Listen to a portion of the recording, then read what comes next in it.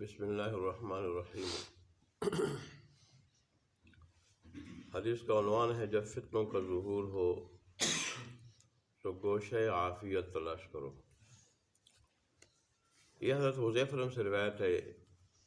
یہ خود فرماتے ہیں کہ میرا معمول رسول اللہ صلی اللہ علیہ وسلم سے پوچھنے کا اور صحابہ کے خلاف تھا، اور صحابہ جب رسول اللہ صلی اللہ علیہ وسلم سے پوچھتے تو اطاعت کے بارے میں پوچھتے، نیکی کے بارے میں پوچھتے، عبادت کے بارے میں پوچھتے، اجر و ثواب کی چیزوں کے بارے میں پوچھتے۔ میں جب ان سے پوچھتا گناہ، برائی، فتنوں کے بارے میں پوچھتا، اور مقصد کیا تھا تاکہ مجھے گناہ کے کاموں کا پتہ چل جائے، ان سے بچ جاؤں، تاکہ مجھے فتنوں کا پتہ چل جائے اور میں اپنے لیے سدباب کروں، کوئی حفاظت کروں، فتنوں سے بچ جاؤں۔ یہ میرا مقصد تھا، اس لیے کہ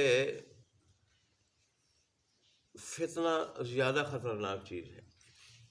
جب آدمی فتنے کا شکار ہو جاتا ہے تو پھر جسمانی روحانی اعتبار سے بھی، دنیاوی اخروی اعتبار سے، دونوں اعتبار سے نقصان اٹھا لیتا ہے۔ اس لیے میرا معمول یہ تھا، اور یہی وجہ ہے کہ فتنوں کے بارے میں بعض اوقات حضرت عمر فاروق اور صحابہ سے پوچھتے تھے کہ آپ نے رسول اللہ صلی اللہ علیہ وسلم سے کوئی خاص فتنے کے بارے میں سنا ہو تو ہمیں بتا دو۔ جیسے ایک مرتبہ عمر فاروق انہوں نے ان سے پوچھا کوئی فتنوں کے بارے میں بات بتا دے، جب یہ عام بتانے لگے، انہوں نے کہا یہ نہیں، کوئی خاص فتنہ جس کا ہمیں پتہ نہ ہو۔ تو یہ پھر کہنے لگے کہ رسول اللہ صلی اللہ علیہ وآلہ وسلم نے فرمایا کہ میرے بعد فتنے تو بہت سارے ہوں گے، لیکن ان فتنوں کے آگے دروازہ ہوگا، اور وہ دروازہ ان فتنوں کو روکے گا۔ فتنے دروازے سے آگے نہیں آ سکیں گے، دروازہ بند ہوگا۔ تو اس وجہ سے عمر فاروق نے پوچھا کہ وہ دروازہ خود کھلے گا یا اس کو توڑا جائے گا؟ تو یہ کہنے لگے توڑا جائے گا۔ تو اس پہ حضرت عمر فاروق رضی اللہ تعالیٰ نے فرمایا کہ وہ دروازہ میں ہوں، اس کا مطلب یہ ہے کہ مجھے شہید کیا جائے گا۔ ایسے ہی کہتے ہیں۔ میں نے رسول اللہ صلی اللہ علیہ وسلم سے پوچھا کہ اللہ کے پیارے رسول، زمانہ جاہلیت میں تو ہم ظاہر برائی میں، گناہوں میں مبتلا تھے، پھر اللہ تبارک و تعالیٰ آپ کی وجہ سے ہمارے پاس بھلائی کو لے آئے، نیکی کو لے آئے، اچھے راستے کو لے آئے، اجر و ثواب کے کاموں کو لے آئے، اپنی رضا حاصل کرنے کے ذرائع کو لے آئے۔ تو آپ ہمیں یہ بتا دیں، آپ کے بعد بھی کوئی شر ہوگا، آپ کے بعد بھی کوئی مصیبت، کوئی فتنہ ہوگا؟ تو رسول اللہ صلی اللہ علیہ وسلم نے فرمایا کہ ہاں، میرے بعد بھی فتنہ ہوگا، اور میرے بعد بھی شر ہوگا، اور بہت سارے فتنوں کے، برائیوں کے ارتکاب کریں گے لوگ۔ بعض محدثین نے لکھا ہے ایسے رسول اللہ صلی اللہ علیہ وسلم نے حضرت عثمان بن عفان کی شہادت کی طرف اشارہ فرمایا، شہادت کی طرف اشارہ فرمایا۔ میں نے پوچھا اچھا اس شر کے بعد اللہ کے پیارے رسول، اس فتنوں کے بعد، برائی کے بعد کوئی اور بھلائی ہوگی، کوئی اور خیر ہوگی، خیر کا زمانہ ہوگا؟ تو رسول اللہ نے فرمایا کہ ہاں، خیر کا زمانہ تو ہوگا، لیکن وہ خیر کا جو زمانہ ہوگا وہ کدورت کے ساتھ ملوث ہوگا۔ مطلب کیا ہے؟ لوگ اچھائی بھی کریں گے، برائی بھی کریں گے، اچھے کام بھی کریں گے، برے بھی کریں گے۔ تو بعض کہتے ہیں کہ اس سے حضرت عمر بن عبدالعزیز رحمۃ اللہ علیہ کی اس دور کی طرف اشارہ ہے، یا ان کے بعد جو ملوک آئے تھے ان کی طرف اشارہ ہے، کہ بعد کے جو ان کے بعد کو جو ملوک، ان میں بعض اچھے ہوں گے، بعض برے ہوں گے، اور یا یہ کہ وہ اچھائی بھی کریں گے، برائی بھی کریں گے، اچھے کام بھی کریں گے اور برے کام بھی کریں گے۔ بادشاہ بھی ایسے ہو سکتے ہیں، بعض اچھے ہوں گے، بعض کیا ہوں گے، برے ہوں گے۔ تو میں نے کہا اللہ کے پیارے حبیب، وہ کھجورت کیا ہوگی؟ تو رسول اللہ صلی اللہ علیہ وسلم نے فرمایا کہ وہ یہ کہ لوگ میری سیرت کو، میرے طریقے کو چھوڑ دیں گے، میری سیرت اور میرے طریقے پہ لوگ نہیں چلیں گے، اور میری سیرت اور میرے طریقے کے علاوہ اور طریقوں کو لوگ اپنائیں گے۔ چنانچہ ان لوگوں میں اچھے بھی ہوں گے، برے بھی ہوں گے، اچھے بھی ہوں گے اور برے بھی ہوں گے، یا یہ کہ وہ لوگ اچھائی بھی کریں گے، برائی بھی کریں گے۔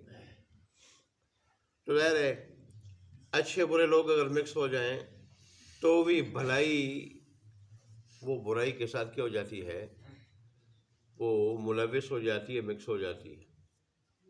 اور اس طرح اگر لوگ اچھائی برائی دونوں کریں، وہاں بھی اچھائی برائی دونوں مکس ہو جاتی ہے۔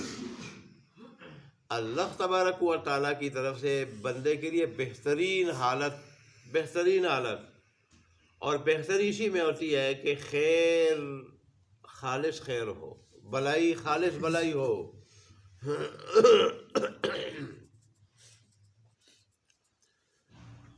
تو میں نے پوچھا اچھا اس بلائی اور اس خیر کے زمانے کے بعد بھی کوئی شر ہوگا، کوئی برائی ہوگی، کوئی فتنے ہوں گے؟ تو رسول اللہ نے فرمایا ہاں، بہت سارے لوگ جہنم کے دروازوں پہ بیٹھ کے جہنم کے ان دروازوں کی طرف بلائیں گے۔ مطلب کیا؟ لوگ گمراہی کی طرف بلائیں گے، خود گمراہی کے شکار ہو کے، بدعات کے شکار ہو کے، شرک کے شکار ہو کے، رسول اللہ کی سنت کے خلاف کاموں کے اور راستوں کے شکار ہو کے لوگوں کو جو ہے ان کی طرف بلائیں گے، اور ان کو اچھا کہیں گے، اچھا ظاہر کریں گے، بدعات کو اچھا سمجھیں گے، جو سنت کے خلاف چیز ہوتی ہے، اور گمراہی کو اچھا کہیں گے، خود تو گمراہ ہوں گے اور لوگوں کو بھی اس گمراہی کی طرف بلائیں گے، اور ظاہر ہے اس کا معال کیا ہوگا؟ اس کا معال اور اس کا نتیجہ ہوگا جہنم، جہنم کے دروازوں سے داخل ہونا، جہنم کے شکار ہونا۔ آج اگر ہمارے زمانے کو کوئی دیکھ لے تو یہ حدیث میں نوعان اس پہ صادق آ رہی ہے۔ لوگ اللہ تبارک و تعالیٰ کے احکامات کو چھوڑ کے خود ساختہ رسم و رواج کے پیچھے چلتے، پھر رسول اللہ صلی اللہ علیہ وسلم کی سنت کو چھوڑ کے بدعات کا ارتکاب کرتے ہیں، اور اس کو کار خیر سمجھتے ہیں، کار ثواب سمجھتے ہیں اس کو، حالانکہ وہ اللہ تبارک و تعالیٰ کے حکم کے خلاف، دین کے خلاف، رسول اللہ صلی اللہ علیہ وسلم کی سنت کے خلاف ہے۔ اندر سے ایسے لوگوں کو ان کا ضمیر ملامت کر رہا ہوتا ہے، لیکن پھر بھی وہ نفس کی غلامی سے مجبور ہو کے اس کا ارتکاب کر رہے ہیں۔ من اجابہم الیہا فقد طرہ فیہا، جس نے ان لوگوں کی بات مانی، دعوت قبول کی اور ان کے پیچھے چل پڑا، تو ان لوگوں نے اس کو جہنم میں پھینک دیا، پہنچ گیا جہنم میں۔ اللہ ہماری حفاظت فرمائے۔ تو رسول اللہ صلی اللہ علیہ وآلہ وسلم انہوں نے پھر عرض کی کہ کیا وہ لوگ غیر مسلم ہوں گے یا ہمارے مسلمان ہوں گے؟ رسول اللہ صلی اللہ علیہ وسلم نے فرمایا بالکل وہ ہمارے مسلمان ہوں گے، بولیں گے بھی ہماری زبان۔ ہماری زبان بولنے کا کیا مطلب؟ یا تو عربی بول رہے ہوں گے، عرب کے لوگ ایسا کریں گے، اور یا وہ یہ ہے کہ میری اور حوالہ دیں گے اللہ تبارک و تعالیٰ کی کتاب کا اور میری سنت کا۔ بظاہر حوالہ دیں گے کس کا؟ کتاب اللہ کا اور سنت رسول کا، کتاب و سنت کا حوالہ دیں گے، لیکن ان لوگوں کا کتاب قرآن و حدیث سے کوئی واسطہ بھی نہیں ہوگا، کوئی واسطہ نہیں ہوگا، قرآن و حدیث کے خلاف ہوں گے، ان کے عقائد بھی، نظریات بھی، ان کا عمل بھی قرآن و حدیث کے خلاف ہوگا۔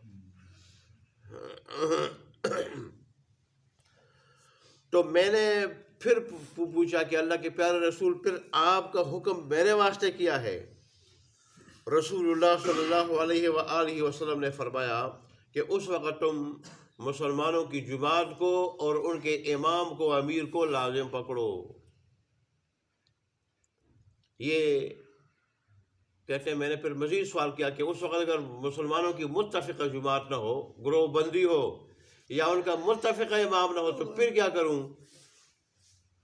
تو رسول اللہ صلی اللہ علیہ وسلم نے فرمایا اس وقت تم کسی درخت کی جڑ میں پناہ پکڑو، بولے جنگل کی طرف چلے جاؤ، جنگل کی طرف اپنے دین بچانے کے لیے جنگل کی طرف چلے جاؤ، اگرچہ تمہیں وہاں بھوکا رہنا پڑے، دین دین ہے، دین دین ہے، آخرت آخرت ہے، اور یہ دین ایسی چیز ہے کہ اس کی وجہ سے آدمی آخرت پا لیتا ہے، آخرت میں مقام پا لیتا ہے، لہذا جنگل کی طرف چلے جاؤ، وہاں تمہیں بھوک برداشت کرنا پڑے، وہاں تمہیں گھاس کھانی پڑے تو وہ برداشت کر لو اور ادھر رہو، لیکن ان فتنوں میں، فتنے والی جگہ میں نہ رہو جہاں آپ کا دین کیا نہ ہو جائے، برباد نہ ہو جائے، اور اس کی وجہ سے آخرت برباد نہ ہو جائے، یہاں تک کہ آپ کو موت نہ آ جائے۔ پھر اس کے بعد حدیث میں مزید بھی کافی باتیں، انشاءاللہ زندگی رہی تو کل باقی بات۔